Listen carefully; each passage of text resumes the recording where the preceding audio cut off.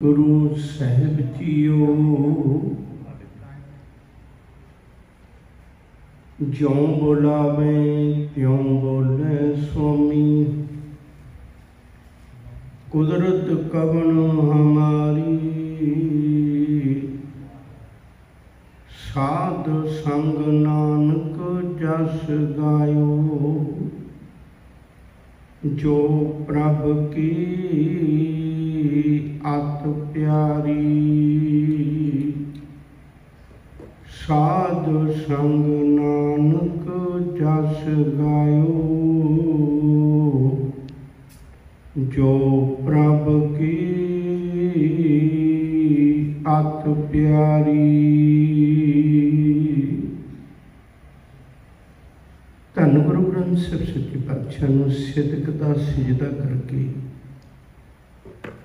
जीवन की सफलता लई उपदेश लैण आए सत्संगी प्यारियों, गुरमुख प्यारे भाई गुरप्रीत सिंह जी परिवार उन्होंने रागी जत्थे ने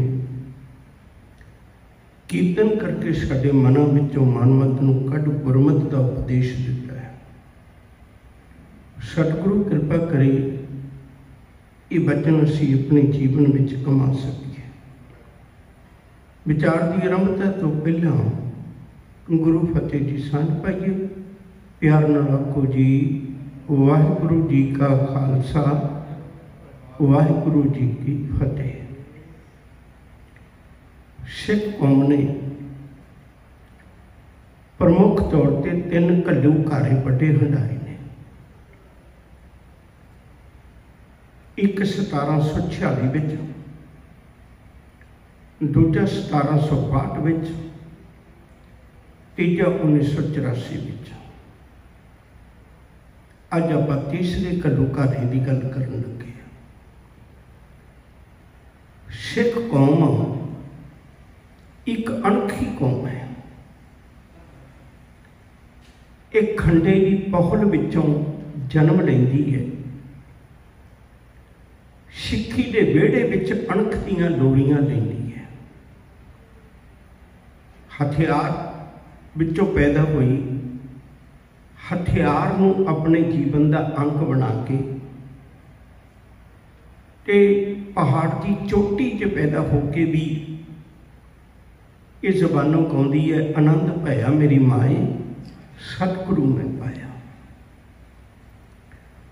गुरु जी के दसे हुए राह के तुरदियां सिक्खी भावना रखती है, ऐसा सतगुर जी मिले तिसनूं सिर सौंपीए विचों आप जाए। गुरु के राह के तुरदियां सिक्खी ये भावना रखती है, जो तो प्रेम खिलन का जाओ सिरतर गली गली मेरी आओ। जिस कौम ने इहो जे सबक पढ़े होण, जिसते गुरु ने तदियां तवियां ते बैठ के सबक सिखाए होण, जिसते गुरु ने तख्त ते बैठ के 2 किरपाना पहन के इनू शूरवीरता के सबक पढ़ाए होण, जेड़ी कौम दे गुरु ने इनू झोली विच बचन पाए होण, पै काहूं को दीतन है नह पै मानत आन, कहो नानक सुन नहीं मना, ज्ञानी चाहे बखान। वो ना किसी नूं पै देंदी है ते ना किसी का पै सहिंदी है। इहो जे हालातां विच जिहड़ी प्रमुख तौर पर टक्कर है वो है विपरवादी सोच दे नाल। जिन्ना चिर इन्हां दे कोल हकूमत नहीं सी, हकूमत किसी दूजियां कोल सी, उन्ना चिर शिकायतां ला के अपना मसला हल करते रहे। पर जदों हुकूमत सिटी इन्हां दे हाथ आई तां लमेरे समय तो लड़कदी सिक्खी नूं मकाउण वास्ते हर तरह के मनसूबे इन्हां ने अपने जीवन विच अपनाए, जिहदे विचों 1984 की एक बहुत अभुल घटना है, बड़ा बड़ा घल्लूघार है। ये बहुत कुछ तहस नहस होया। मैं एक छोटा जिहा दृष्टांत तुहाडे चरणों में होर रख दियां ताकि आपां नूं पता लग जाए। याद रखियो जी, तुसी कदे वक्त मिलिया 1957 दीयां घटनावां नूं पढ़िओ। मैं सिर्फ कुछ ही दिनों का जिक्र कर लगा, एको साल का ही जिक्र कर लगा ही, हम समझ लो। 1957 कुछ ही महीनों 17 घटनावां घटदियां ने। जिहड़े लोग अनजान ने वो बहुत बारी ये समझ नहीं पाते सिक्खी की तस्वीर को। ਉਹਦੇ ਵਿੱਚੋਂ मैं चंद का जिक्र करा। नंबर 1, दरबार साहिब के अंदर सिगरटां ਦੀਆਂ ਡੱਬੀਆਂ सिटणियां। ਜਦੋਂ सिखां ने ये बारे बेनती की तो उदों ये गल कहनी भी ये इवें ही रहेगा तो तुहानूं इस तरह की विचार जिहड़ी है हुण सह के ही तुरना पेगा। दूजी गल, चाटी विंड तो लक्ष्मण चौक गुरुद्वारे तक सुखमनी साहिब के गुटके का एक एक पन्ना पाड़ के सिट देना तो उन्होंने पन्निया के उत्तों की पैर रख रख के लंघना, ये 1957 दी घटनावां ने। फिर ये कहना भी असी इवें करांगे। तीजी गल, नारे लाए गए नक ते मक्खी बहन नहीं देनी, दुखी टिक्की रहन नहीं देनी। नक ते मक्खी बहन नहीं देनी, सिर ते पगड़ी रहन नहीं देनी। कच्छ कड़ा कृपान इनको भेजो पाकिस्तान, ऊड़ी ऐड़ी नहीं पढ़ेंगे, जूड़ी जूड़ा काट धरेंगे। ये शरेआम नारे लगते सी पंजाब की धरती उत्ते। इत्थे बस नहीं, जदों मुल्क आज़ाद होया 1947 में, उदों इन्हां ने किन्ने शहर अपने जिहड़े वो पवित्र करार दिते।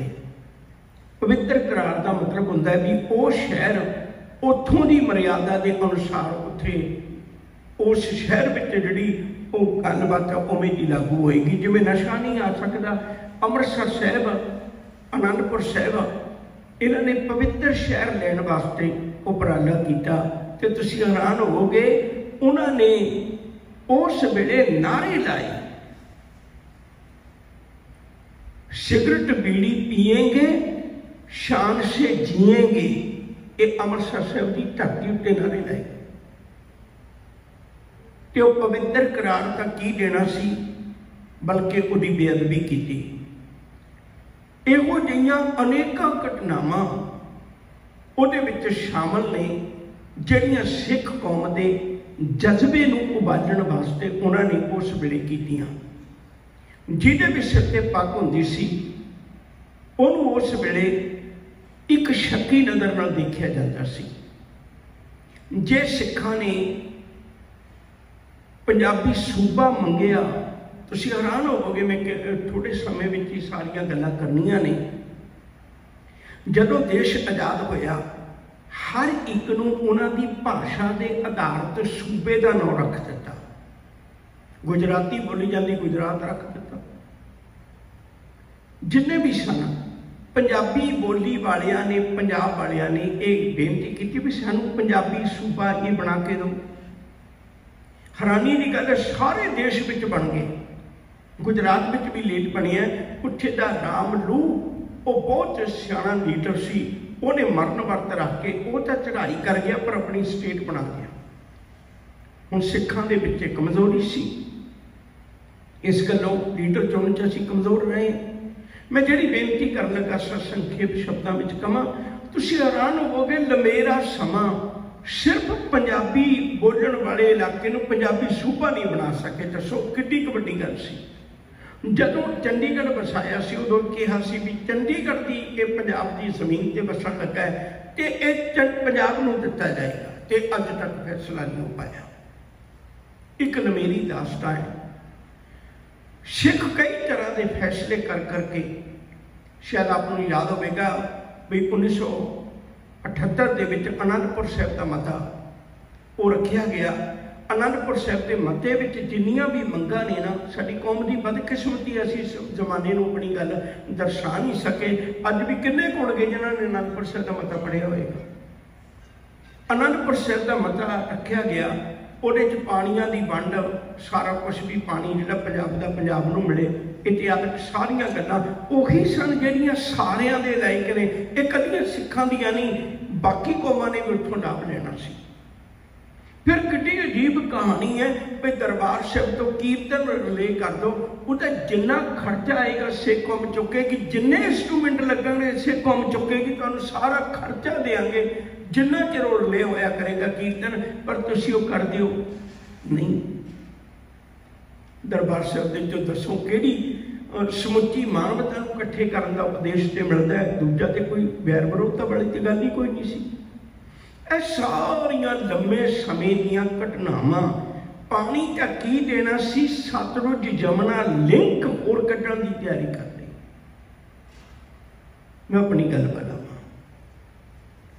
ਲਵੇਰੇ ਸਮੇਂ ਦੀਆਂ ਬੇਇਨਸਾਫੀਆਂ, ਇਤਨੀਆਂ ਵੱਡੀਆਂ ਵੱਡੀਆਂ ਸ਼ਹਾਦਤਾਂ ਧਾਰਮਿਕ ਸਥਾਨਾਂ ਵਾਸਤੇ, ਧਾਰਮਿਕ ਚਿੰਨ੍ਹਾਂ ਵਾਸਤੇ, ਧਾਰਮਿਕ ਗ੍ਰੰਥਾਂ ਵਾਸਤੇ, देश वास्ते एडियां वड्डियां वड्डियां कुर्बानियां 1940 ਦੇ ਵਿੱਚੋਂ 1947 ਦੇ ਵਿੱਚੋਂ ਅਤੇ 1962-67 ਦੀ ਜਿਹੜੀਆਂ ਜੰਗਾਂ ਨੇ ਉਹਦੇ ਵਿੱਚ ਸਾਰੀਆਂ ਦੇ ਵਿੱਚੋਂ ਸਿੱਖਾਂ ਨੇ ਡਟ ਕੇ ਮੁਕਾਬਲਾ ਕੀਤਾ ਹੋਇਆ। ਤੇ ਯਾਦ ਰੱਖਿਓ, ਇਹੋ ਜੀ ਕੌਮ ਦੀਆਂ ਕੁਰਬਾਨੀਆਂ ਕਰਨ ਵਾਲੇ ਆਖਰਕਾਰ ਉਹਨਾਂ ਨੂੰ ਮਿਲਿਆ ਕਿ ਸਿਰਫ 2 ਘਟਨਾਵਾਂ ਕਹਿ ਕੇ ਅੱਗੇ ਤੁਰ ਜਾਣਾ ਹੈ। ये देश आज़ाद हुई, एक 1947 की है, एक 1948 की है। 1947 की घटना है, हुशियारपुर दे विच एक नगर विच छोटा जिहा झगड़ा होया, उत्थे रणजीत नाम का बंदा वो झगड़ा निबेड़न आया। जिहड़ी झगड़े वालियां 2 धिरां ने, उहदे च एक कमज़ोर है, एक भारी है।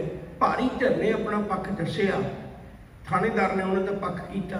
एक नौजवान लड़का सिखा का लम्बा गाढ़ा वह चंगा सजिया सिंह है, उन्हें आख्या भी दरोगा जी, थानेदार जी, ये गलत बोल रहे हैं, एक धेरे बलवान है, इन्होंने गरीबों को कुटिया, इन्होंने बेइंसाफी की, दूजा ये गलत कर रहे हैं, ये नहीं होना चाहिए। उन्हें थानेदार ने उस वेले उठ के बिना कोई गल सुनिया उहदी दाढ़ी में हाथ पाया, खिच के दाढ़ी के बाल पुट के अपनी बोझे विचों तीला की डब्बी कट के दाढ़ी नूं अग ला के धरती से सुट के उत्ते पैर मसल के गल कही, अब हिंदुस्तान में रहना सीख लीजिए। की कसूर सी?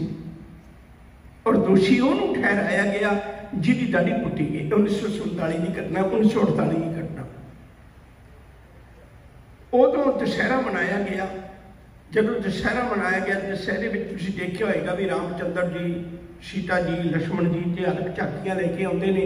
वो जिहड़ा कागज़ां दा बनाया रावण हुंदा उहनूं तीर मार के जो साड़ दिंदे ने अग ला के। पर इस बारी जिहड़ी झाकी आई रामचंद्र जी दी, लक्ष्मण जी दी, वो सारी हनुमान जी की, तो उन्होंने नाल एक सिख भी आया, उहदे केस उत्ते जूड़ा किया बड़ा वड्डा, दाड़ा लाया होया नकली, तो उन्होंने शरीर का सारा मिट्टी गारे नाल डमेड़िया होया, उहदे हत्थ विच एक थाल पकड़ाया होया, थाल दे विच मझ दा गोहा रखिया होया। तो उन्हें नवीं झाकी सी, हरेक बंदा सवाल करता भी ये कौन है? वो कहते सिख है। कहते इस तरह के गारा मिट्टी क्यों लाया? कहते गलती नाल दरबार साहब इशनान कर आया तो इन्ना गंदा हो गया।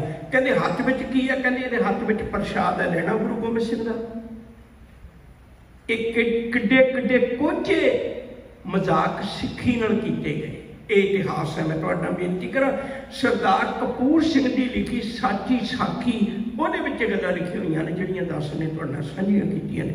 सबर दा कोई हद हुंदी है। लवेरे समय तो भिखिया जी वांगू अपने हक मंगदे आ, जदों ना मिले बाबा जरनैल सिंह अनखी योद्धा पैदा होया। इतिहास का एक नवा मोड़ पैदा हो गया। इन्हें आख्या भी हुण तक पुकार बहुत लंबे समय तो करते आ रहे हैं, हुण गल आपां पुकार नाल नहीं करनी, हुण गल आपां हथियार नाल करनी है।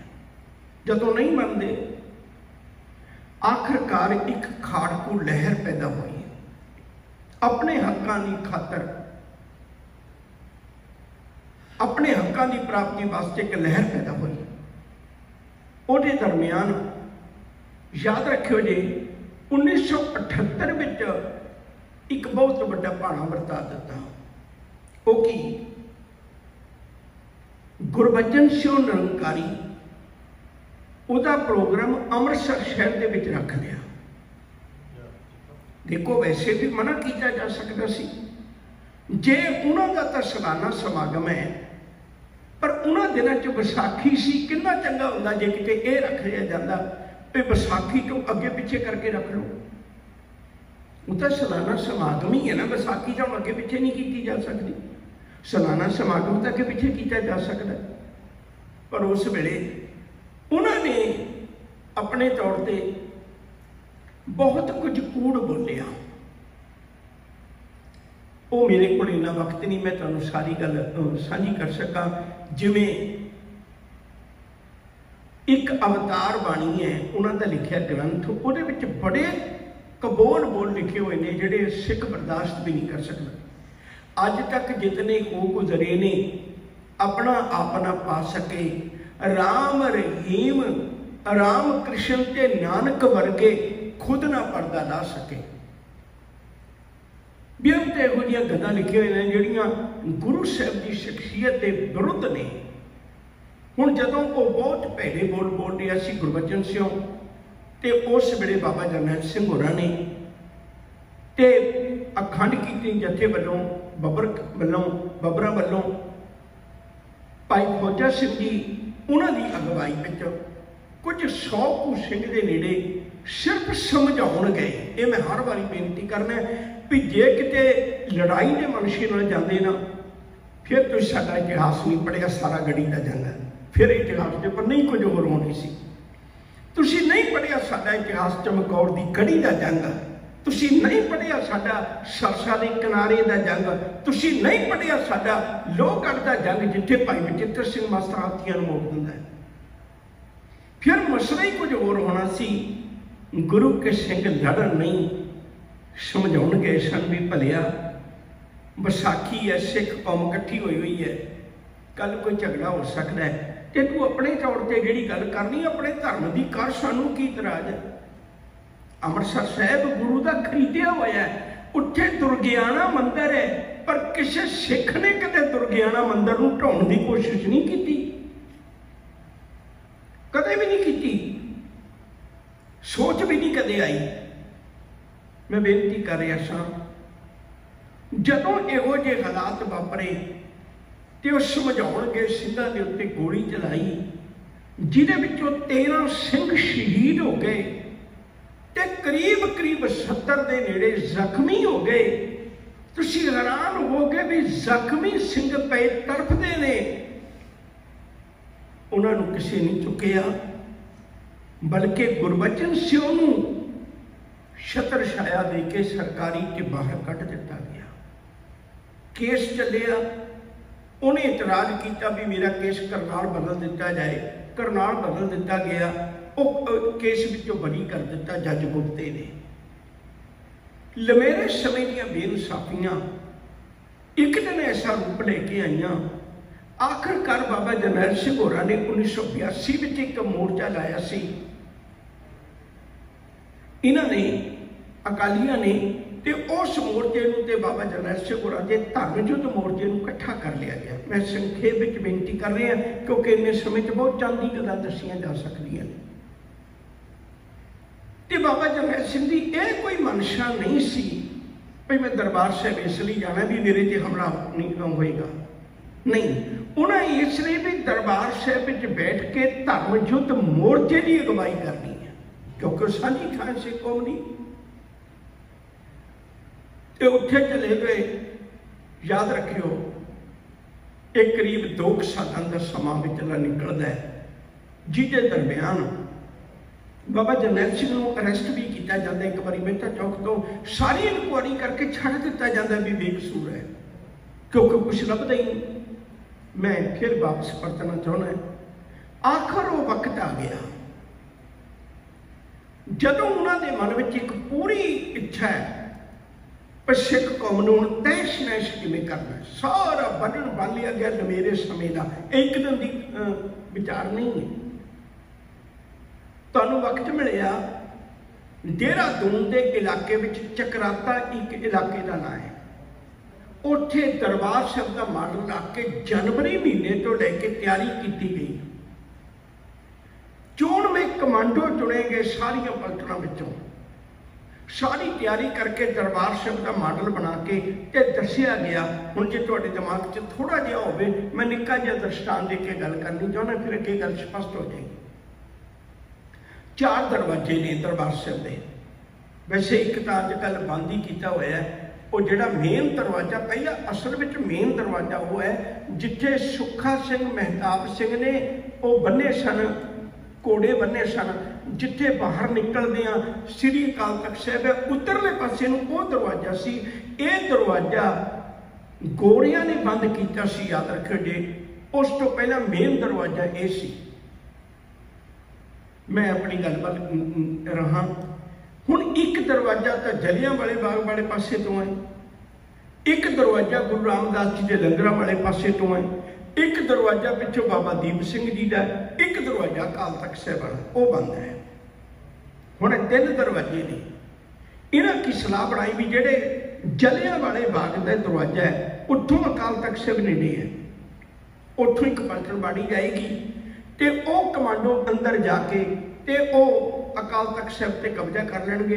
जेडे गुरु रामदास वाले पासे तो है ते बाबा दीप सिंह वाले पासे तो है, ये उस वेले फायरिंग की फायरिंग दे के कवर करनगे ताकि उन्हां खाड़कुआं का जवाब इन्हां वल्लों दिता जाए ते ये जिहड़े ने ये अंदरों जाके ते उत्थे अकाल तख्त साहिब ते सारा कब्जा कर लेंगे। मैं छोटी जी गल विच होर कहनी है, फिर उस तो बाद मैं गल शुरू करनी चाहुंदा। ये गल चेता रखियो, जनरल सुबेग सिंह उन्होंने का भी तुम समझते हो भी किड्डी वड्डी बेइंसाफी उन्होंने नाल हुई। जनरल सुबेग सिंह भी नाल रले हुए हैं, उन्होंने भी ट्रेनिंग दी हुई है।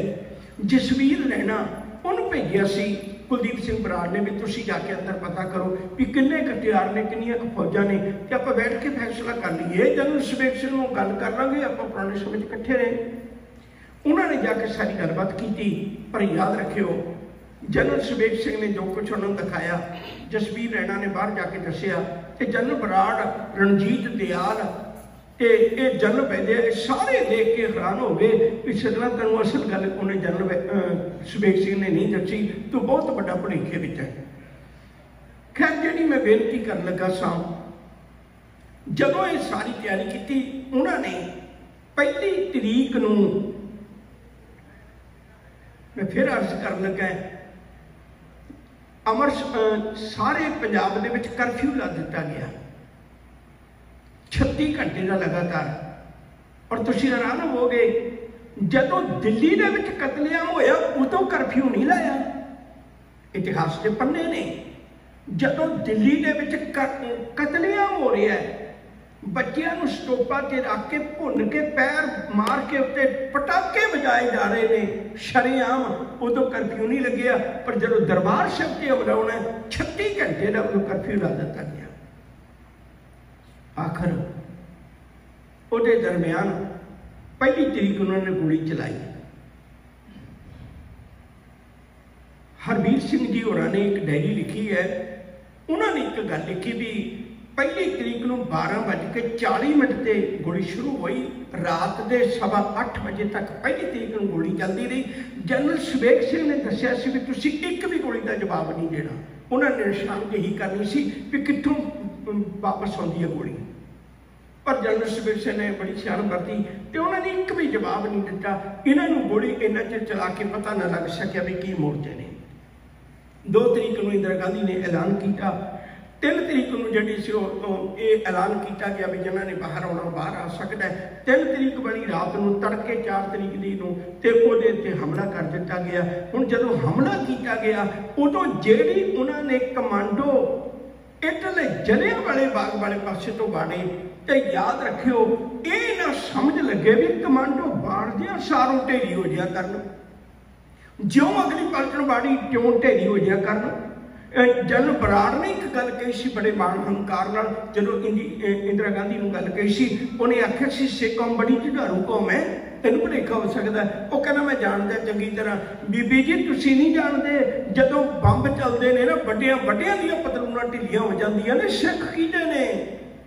जदों कमांडो डिग पे उस जनरल बराड़ नूं कहना पिया बीबी जी लगता काम एडा सौखा नहीं है, जेड़े मेरे बंब ने उन्हां नूं तां दिवाली के पटाकियां वर्गे लगते हैं, नहीं मेरे कुछ हथ पल्ले पैंदा। बाद विच पता लग्या भी जनरल शबेग सिंह दी दूर अंदेशी सी। उन्हां धरती तो करीब 7-8 इंच, कई 2 फुट लिखते ने, पर उहदे दरमियान मोर्चे बनाए हुए सन। वो उत्तों उड़ीक करते सन फैरां दी, थल्लियों ही फैर मार के ते जिहड़े कमांडो अंदर दाखिल होंदे सन उन्हां नूं उत्थे ही खत्म कर दिंदे सन। पानी की टैंकी तोड़ दी गई। ਜਿਹੜੇ ਸ਼ਰਧਾਲੂ ਪ੍ਰਕਰਮਾਂ ਦੇ ਵਿੱਚ ਉਦੋਂ ਕਮਰੇ ਹੁੰਦੇ ਸੀ, ਅੱਜ ਤੇ ਪ੍ਰਕਰਮਾਂ ਸਾਫ਼ ਕਰ ਦਿੱਤੀਆਂ ਗਈਆਂ ਤੇ ਪ੍ਰਕਰਮਾਂ ਦੇ ਵਿੱਚ ਜਿੱਥੇ 15 ਬੰਦਿਆਂ ਦੇ ਰਹਿਣ ਦੀ ਜਗ੍ਹਾ ਹੈ, 15 ਬੰਦੇ ਅੰਦਰ ਬੈਠ ਉੱਠ ਸਕਦੇ ਨੇ, ਉੱਥੇ 80 ਬੰਦੇ ਬਾੜ ਦਿੱਤੇ ਗਏ। ਕਈਆਂ ਦੇ ਥੱਲੇ ਪੈਰ ਵੀ ਨਹੀਂ ਸੀ ਲੱਗਦੇ, ਇੰਨੇ ਘੁੱਟ ਕੇ ਅੰਦਰ ਬਾੜੇ ਹੋਏ ਸਨ। ਬੱਚਿਆਂ ਦੇ ਸਾਹ ਰੁਕ ਗਏ। ਦਰਬਾਰ ਸਾਹਿਬ ਦੇ ਉੱਤੇ 4 ਤਰੀਕ ਨੂੰ ਹਮਲਾ ਹੋਇਆ ਤੇ 4 ਤਰੀਕ ਦੇ ਦਿਨ 5 ਤਰੀਕ ਦਾ 6 ਤਰੀਕ ਨੂੰ उन्होंने बख्तरबंद गड्डियां दे नाल अकाल तख्त साहिब दे उत्ते हमला कर दिता। जदों कंधा डिगण लग पईयां, जुझारू 200 खाड़कू सन सारे, एडी बड़ी सरकार नूं वक्त पा के रखिया ते जदों कंधा डिगण लग पईयां, बाबा जरनैल सिंह होरां ने आख्या, बहुते सिंघां ने शहीद होया, ताकि कहण लगे भी सजणो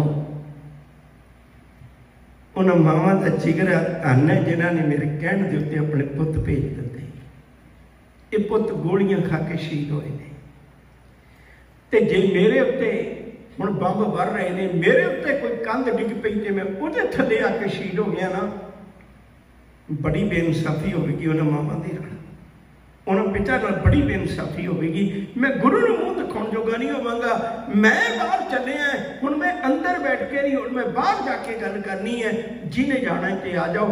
ते याद रखियो, उदों भाई अमरीक सिंह जी ते होर गुरु के सिख सन जिहड़े बाहर आए ते जिथे निशान साहिब है, बाबा जरनैल सिंह जी जूझ के इत्थे शहीद होए। उन्हें वचन कर उस वेले सच कर विखाए, सूरा सो पहचानी है, जो लड़े दीन के हेठ, पुरजा पुरजा कट मरे, कबू न छड्डे खेत। भाई अमरीक सिंह होरी शहीद होए। बाद विच पता लग्या ते जदों अंदरों कढ़िया गया जनरल शबेग सिंह होरां नूं, उन्हां दे हत्थां ते पाए हुए घासे, उन्होंने गलों में पे हुए घासे, वो दसते सन भी जनरल शबेग सिंह बहुत तसीहे दे के शहीद किया गया है। पर हुण उन्हें सरकारी नौकरी छड्ड के गुरु का बाणा पाया सी, गुरु के उत्ते भरोसा सी, उन्होंने गुरु के उत्ते यकीन से बई अज तो बाद भावें जान जितनी मर्जी औखी होकर निकल जाए, पर गुरु के सिख ने गुरु घर नाल गदारी नहीं की। कोई एक वचन भी ऐसा नहीं आख्या। इतिहास सदियों तक याद रखेगा। याद रखियो, मैं बेनती करा, कुछ समय बाद जदों बाहर कढ़े गए तो जेड़े लोग अंदर ही चढ़ाई कर गए, कई ऐसिया मावां सन जिन्हां दे बच्चे उन्होंने पानी नूं तरसदियां, जदों एक मां भज के आई अपने पोतरे दे या दोतरे नूं कह लीए, उहदियां अखां बाहर आईयां पईयां ने, जबान सुक गई, पानी कहंदे वो भज के आई, दरबार साहिब के सरोवर विचों चूली भर के पानी दी पिलाउण लगी ते उस विच लाल रंग उहदियां अखां ਦੀਆਂ रह गईयां। दरबार साहिब के पानी का रंग, जल का रंग कदे लाल नहीं होया। अज जल क्यों है इस तरह का? ते जदों मन विच विचार बनी ते पता लग्या, सामने देखिया कई सिंघां दीयां लाशां उत्ते तैरदियां सन, चूड़ी भरी हुई पानी,